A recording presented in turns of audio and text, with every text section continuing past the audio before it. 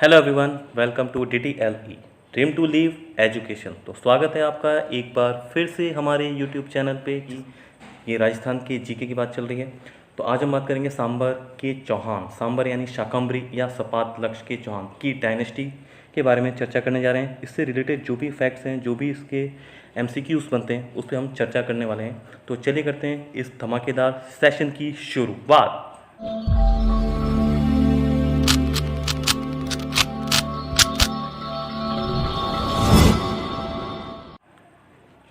तो देखिए, सबसे पहले बात करते हैं इसके अंदर क्या क्या इंपॉर्टेंस फैक्ट्स निकल के आते हैं इस डायनेस्टी से रिलेटेड। तो देखिए, तो सबसे पहले इसकी स्टैटिक जीके की कुछ बात कर लेते हैं कि किसने इसकी स्थापना करी, कौन से इसमें राजा हुए, किसने क्या निर्माण किया, किसने क्या लड़ाइयाँ लड़ी, वो सारी बातें।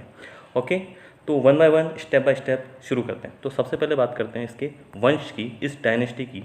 तो इस वंश का जो कुल वंश है ये सूर्यवंशी माने जाते हैं। ओके, बात करें इसके कुलदेवी की, तो इसकी कुलदेवी हैं आशापुरा माता। और ये चौहान प्रारंभ में प्रतिहारों के सामंत थे।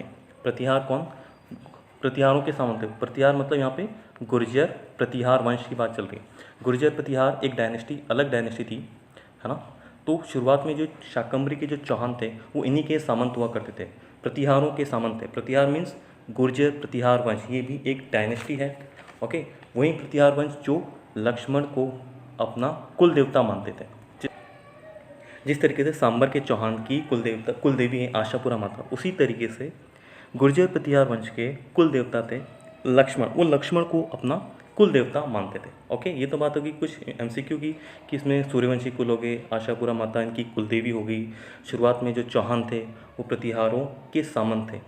इसके कुछ और फैक्ट्स की बात कर ली जाए। देखिए, तो इनकी जो राजधानी थी, इनकी जो चौहानों की जो शाखा थी वो कहाँ कहाँ फैली थी। देखिए, एक तो नाडोल ये पाली में पड़ता है आपके, पाली के पास में इनकी वंश की शाखा थी, वहाँ ब्रांच थी।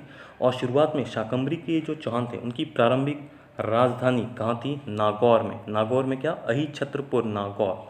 देखिए, नागौर का ये पुराना नाम है अहिछत्रपुर। नागौर का पुराना नाम है अहिछत्रपुर, उसी का नया नाम हो गया अब नागौर। ठीक है, राजधानी शाकंभरी चौहानों की क्या थी? अहिछत्रपुर। अहिछत्रपुर से मतलब है नागौर वर्तमान में आज का, जिसका पुराना नाम अहिछत्रपुर। ओके, तो ये तो उसके कुछ MCQ रिलेटेड। और देखिए इसके बारे में अब देखते हैं इसके वंश की स्थापना किसने करी, इस डायनेस्टी की। इस डायनेस्टी की स्थापना करी थी वासुदेव चौहान। वासुदेव चौहान वो शख्स था जिसने इस शाकंभरी के चौहान वंश की स्थापना करी थी। कब? 551 ईस्वी में। 551 ईस्वी में। किसके अनुसार? बिजोलिया शिलालेख के अनुसार ये जानकारी हमें मिलती। ये किस रिसोर्सेज से हमें जानकारी पता चली कि वासुदेव चौहान ने सांबर या शाकंभरी के चौहान डायनेस्टी की स्थापना करी, ये बिजोलिया शिलालेख के अनुसार। और ये जो बात है बिजोलिया की, ये बिजोलिया आपका पड़ता है भीलवाड़ा में, बिजोलिया शिलालेख। और कब स्थापना की थी? 551 ईस्वी में। तो इसमें कुछ रिलेटेड फैक्ट हैं, जो कीवर्ड्स हैं जो आपको याद रखना है। क्या? एक तो वासुदेव चौहान यानी कि जिसने स्थापना करी, और कब करी? 551 ईस्वी में। क्लियर? बिजोलिया का एक आंदोलन भी हुआ था, किसान आंदोलन भी बहुत फेमस है ना। एक तो बिजोलिया किसान आंदोलन के लिए फेमस है, और वहाँ का शिलालेख भी से एक इम्पॉर्टेंट रिसोर्सेस है हिस्ट्री के। ओके, और देखिए शुरुआत में क्या था, सांबर के जो चौहान थे ना, उसमें सबसे फेमस प्रतापी शासक था शुरुआत के दिनों में विग्रहराज सेकंड। विग्रहराज सेकंड यानी विग्रहराज द्वितीय। प्रारंभिक शासकों में ये सबसे प्रतापी शासक हुआ करता था। कौन? विग्रहराज सेकंड। यानी कि इसके टाइम में बहुत अधिक विस्तार हुआ था, इसका बहुत अधिक तक साम्राज्य इसके समय पे विस्तार हुआ था, विग्रहराज सेकंड के समय। याद रखिए, शाकंभरी के चौहान में 2 किंग हुए हैं सेम नाम से, विग्रहराज के नाम से। एक तो सेकंड भी है और एक चतुर्थ भी है, जिसको बीसल देव भी कहा जाता है। बीसल देव भी कहा जाता है। ओके, उसके बारे में भी चर्चा करेंगे।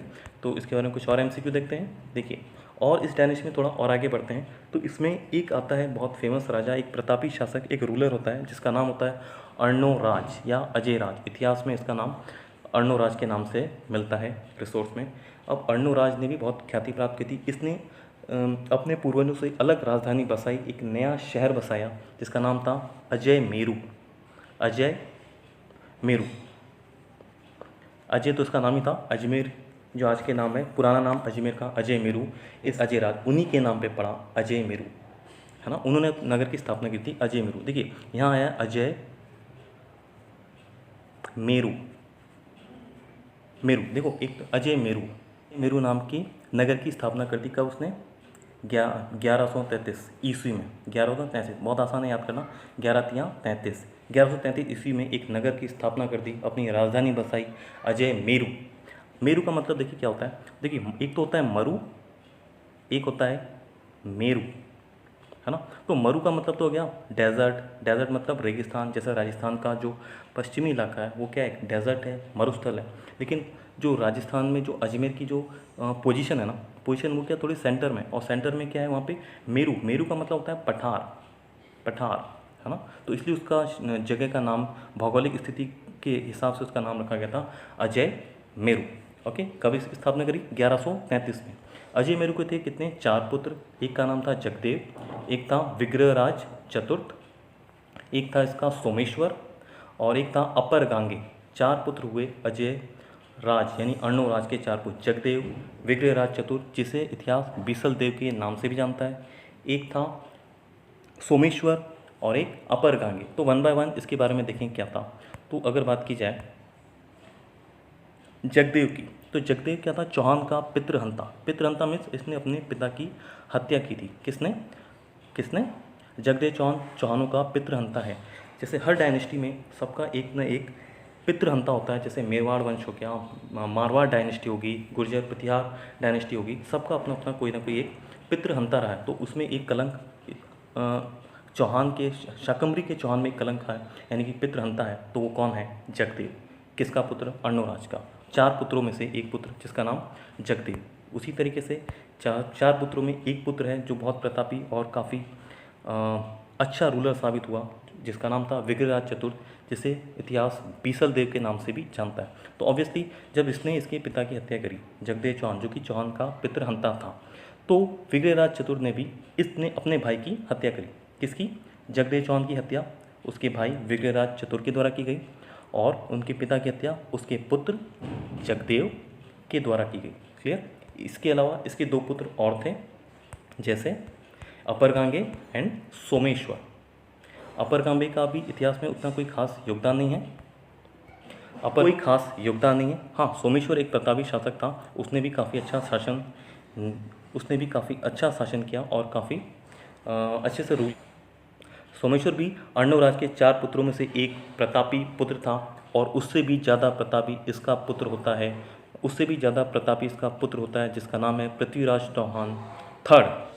Prithviraj Chauhan first, second and third. तो फर्स्ट, सेकंड, थर्ड में से फर्स्ट और सेकंड का इतिहास में इतना कोई ज़्यादा योगदान नहीं है जितना पृथ्वीराज चौहान थर्ड का है। इतिहास जितना बड़ा रहा है, जितना उसका शासन और रूल रहा है, जिसकी उतनी बातें और जी के रही हैं। क्लियर? तो वन बाय वन इनको देखते चलते हैं। इसके डायनेस्टी के बारे में बात करते हैं। तो इसके अर्णोराज से बात करते हैं। तो अर्णोराज के बारे में हमने पहले ही बार बता दिया कि इसने चौहानों के साम्राज्य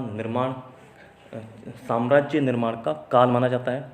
1133 में ये इन्होंने अजय मेरू की स्थापना कर दी, जो कि आज के टाइम में अजमेर है। वहीं अजमेर जिसकी आकृति त्रिभुजाकार है, राजस्थान का हृदय भी जिसे कहते हैं। ओके, राजस्थान का हृदय। ओके, इसकी पत्नी का नाम सोमलिका या सोमलवती मिलता है, और इसके नाम से सिक्के भी जारी किए गए हैं। किसके नाम से? इसकी पत्नी के नाम से। और निर्माण क्या क्या कराए हैं अर्णोराज ने क्या क्या निर्माण कराया है? आना सागर झील, पुष्कर में वराह मंदिर। पुष्कर ये अजमेर में है, आना सागर झील भी अजमेर में ही है।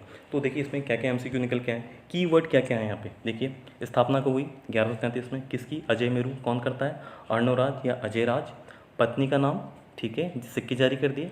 निर्माण की बात की जाए तो आना सागर झील और पुष्कर में वराह मंदिर, ये 2 इंपॉर्टेंट MCQ हैं जो पूछे जा चुके हैं यहाँ पे।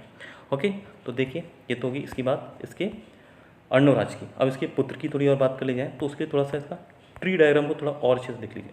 तो पहले तो बात कर लेते हैं अपन इसके 4 पुत्रों की। कौन कौन से? विग्रहराज चतुर्थ, जगदेव चौहान, अपर गांगे एंड सोमेश्वर। उसके अलावा एक है पृथ्वीराज चौहान सेकंड।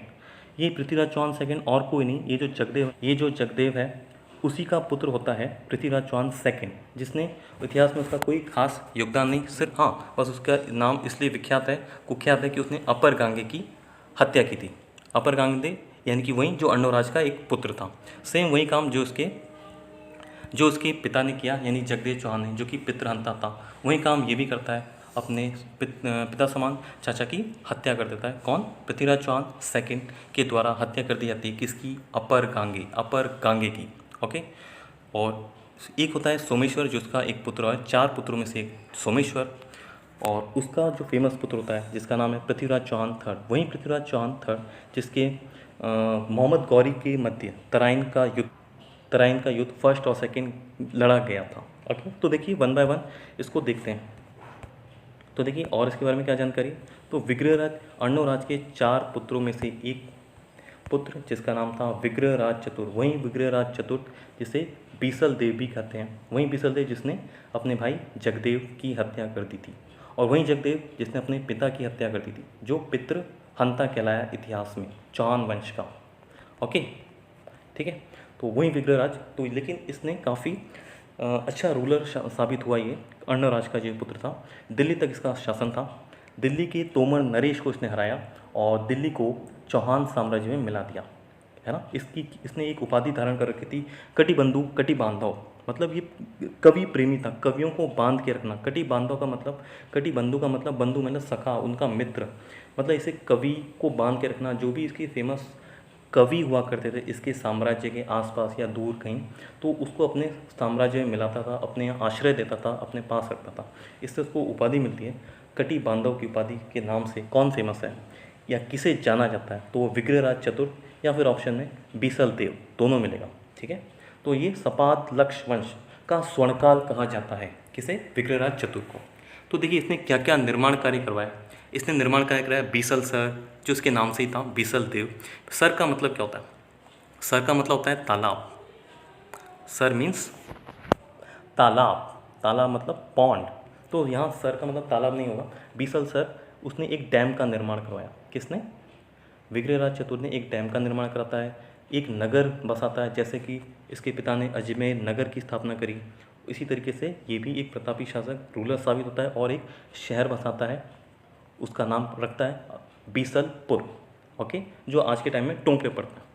एक संस्कृत अजमेर 1158 ईस्वी में अजमेर में संस्कृत के कॉलेज का निर्माण करवाया जाता है। किसके द्वारा? विग्रहराज चतुर्थ के समकालीन में ही ये निर्माण करवाया गया, जिसे आज के टाइम में अढ़ाई दिन का झोपड़ा, जिसे बाद में अढ़ाई दिन का झोपड़ा में तब्दील कर दिया गया था। अढ़ाई दिन का झोपड़ा इसलिए तब्दील कर दिया गया क्योंकि ये 2.5 दिन में बदला गया था। कुतुब बिन ऐबक के द्वारा इसे आदेश दिया गया था कि इसे 2.5 दिन में बनवाया जाए, मस्जिद में कन्वर्ट किया जाए। जब यहाँ मुस्लिम आक्रांता आए थे उसके अकॉर्डिंग की बात है, और वर्तमान में इसे 16 खंभों का महल कहा जाता है।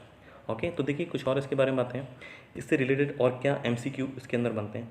तो देखिए इसके दरबार में एक कवि था सोमदेव, दरबारी कवि, जिसने एक नाटक लिखा था जिसका नाम था ललित विग्रहराज। ललित विग्रहराज एक नाटक है जो इसका दरबारी कवि है। कौन? सोमदेव। और ये खुद भी मल्टी टैलेंटेड था। इसने खुद ने भी एक नाटक लिखा था, संस्कृत भाषा में एक नाटक लिखा जिसका नाम है हरिकेली। हरिकेली एक संस्कृत भाषा में लिखा गया नाटक है जो खुद कटि बांधव द्वारा लिखा गया है, यानी कि विग्रहराज चतुर्थ द्वारा लिखा गया है। बीसल देव, याद रखिए विग्रहराज चतुर्थ की बात चल रही है, द्वितीय की नहीं। द्वितीय प्रारंभिक समय में फेमस था, बट ये विग्रहराज चतुर्थ है जिसका नाम बीसल देव है। उसी ने लिखा है क्या? हरिकेली। एक और इम्पॉर्टेंट ग्रंथ है जो एक बार पूछा जा चुका है, बीसल देव रासो किसके द्वारा रचित है? तो बीसल देव रासो नरपति नाल द्वारा रचित है। ये भी एक दरबारी कवि है। किसका? विग्रहराज चतुर्थ का, है ना। तो 2 दरबारी कवि निकल के आ रहे हैं इंपॉर्टेंट, जो पूछे जा चुके हैं। एक तो सोमदेव और एक नरपति नाल, है ना। सोमदेव ने लिख दिया आपका विग्रहराज या ललित विग्रहराज, और बीसल देव रासो नरपति नाल ने, और एक खुद इसने लिखा है उसका नाम है हरिकेली। हरिकेली किस भाषा में? संस्कृत भाषा में। तो यहाँ पे कीवर्ड्स क्या हैं, क्या क्या याद करने वाली चीज़ें हैं? कटिबंधु कटि बांधव, बीसल देव, और किसको हराया? तोमर नरेश को हराया, और दरबारी कवि सोमदेव, और नरपति नाल, हरिकेली जो एक नाटक है संस्कृत का। ओके, देखिए और देखिए ये जो अढ़ाई दिन का झोपड़ा है, तो कुतुब बिन ऐबक के द्वारा इसे तुड़वाया गया, और तुड़वा के इसको 2.5 दिन में मस्जिद बनाने का आदेश दिया गया, इसलिए इसका नाम पड़ा अढ़ाई दिन का झोपड़ा। ओके, तो ये राजस्थान की पहली मस्जिद है जिसे किसी को तोड़ के बनाई गई, किसी हिंदू स्ट्रक्चर को तोड़ के बनाई गई पहली मस्जिद यही है। ओके, तो वर्तमान में इसे 16 खंभों का महल कहा जाता है। देव ने लिखी थी जो दरबारी कविता विग्रहराज का, उसकी कुछ पंक्तियाँ दीवार पर आज भी इसी पर मौजूद है। और हरिकेली का जो आधा भाग है, हरिकेली जो संस्कृत का नाटक था जो खुद विग्रहराज चतुर्थ ने लिखा था, वो भी इस झोंपड़े की दीवारों पर मौजूद है। और बाकी का आधा भाग कहाँ है? वो ब्रिस्टल के इंग्लैंड में राजा राम मोहन राय के स्मारक पर उत्कीर्ण है। ओके, तो ये बात होगी किसकी? विग्रहराज चतुर्थ से इंपॉर्टेंट एमसीक्यू की कुछ और देखिए बातें इसके बारे में। अब बात करते हैं एक और, उन अर्णवराज के जो 4 पुत्र थे उनमें से एक था सोमेश्वर। सोमेश्वर सोमेश्वर का एक फेमस पुत्र हुआ जो आगे चल के प्रतापी शासक हुआ, जिसका नाम था पृथ्वीराज चौहान थर्ड। जिसका शासन रहता है 1177 से 1192 ईस्वी तक। और ये चौहान वंश का अंतिम प्रतापी सम्राट भी था। सिर्फ चौहान वंश, अंतिम हिंदू सम्राट भी कह लीजिए इसको, अंतिम हिंदू सम्राट भी यही था। और इसका जन्म होता है अहिल्या पाटन, गुजरात में इसका जन्म होता है। इतिहास इन्हें राय पिथौरा और दलपुंगल के नाम से भी जाना जाता है। दलपुंगल ये इनकी उपाधि थी। दलपुंगल मीन्स होता है विश्व विजेता। विश्व विजेता, काफ़ी प्रतापी, युद्ध में, युद्ध कला में काफ़ी निपुण ये था ये शासक। कौन? पृथ्वीराज चौहान। ओके, कहाँ जन्म होता है? गुजरात के अहिल्या पाटन में। राय पिथौरा और दलपुंगल इसकी उपाधि है। उसके अलावा इसने क्या किया? इसने किसको हराया? चंदेल शासक परमर्दी देव को युद्ध में हराया था।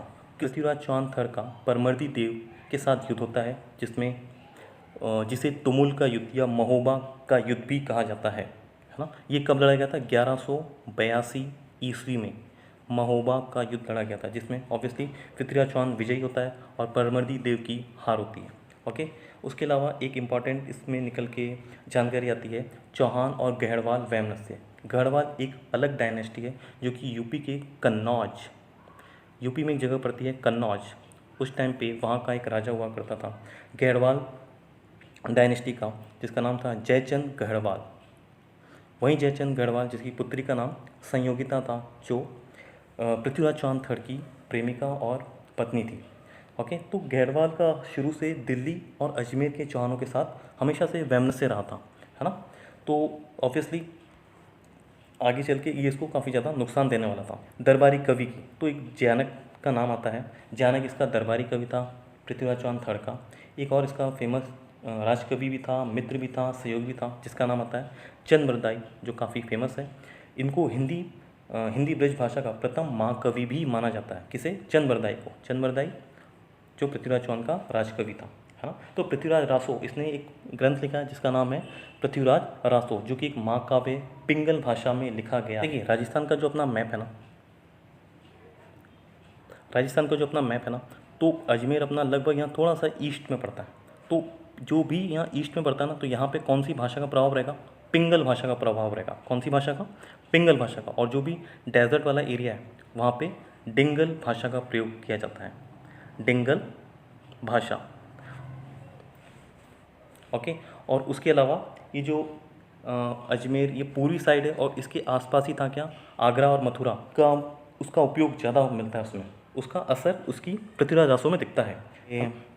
इसमें इसकी खासियत क्या है? इसमें 10,000 से ज़्यादा छंद है। तत्कालीन 6 भाषाओं का प्रयोग किया गया है और हिंदी की पहली रचना महाकाव्य होने का सम्मान इसे प्राप्त है। किसे? पृथ्वीराज रासो का। पृथ्वीराज रासो यानी पृथ्वीराज चौहान थर्ड के बारे में इसकी जानकारी मिलती है। होता है मोहम्मद गौरी वहीं जो भारत में गजनी से आता है। दिल्ली के खजानों की लूट, उसकी नज़र दिल्ली के खजाने पर रहती है, तो वो गजनी से यहाँ लूटपाट के लिए यहाँ दिल्ली पे आक्रमण करता है।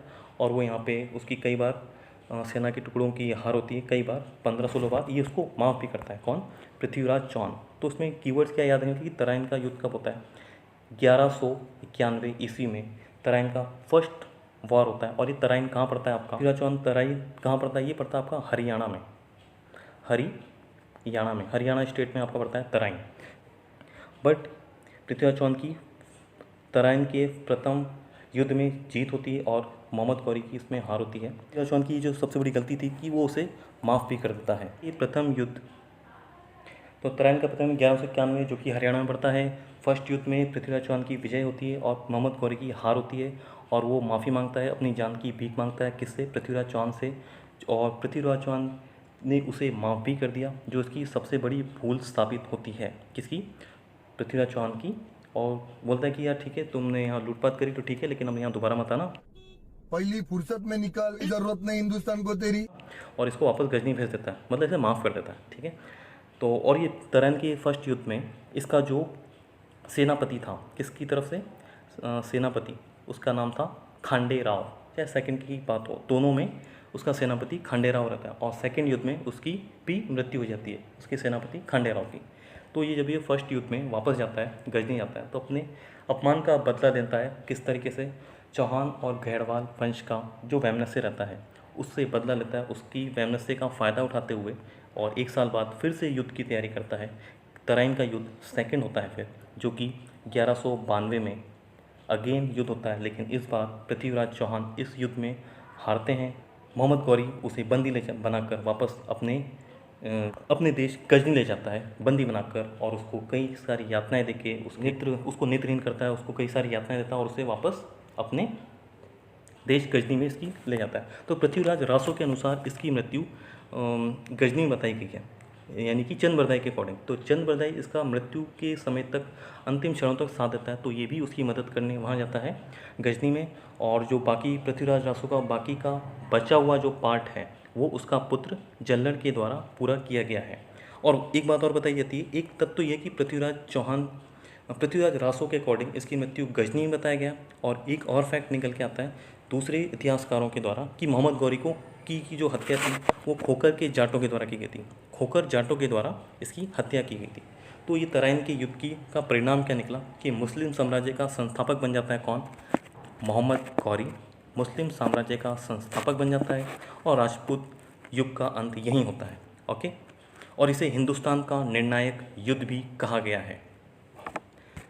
That is for today's guys. आज के लिए इतना ही। अगर आपको ये वीडियो पसंद आया तो प्लीज़ इस वीडियो को लाइक कीजिए, शेयर कीजिए एंड सब्सक्राइब कीजिए। एंड थैंक्स खत्म, bye bye, tata, goodbye, गया।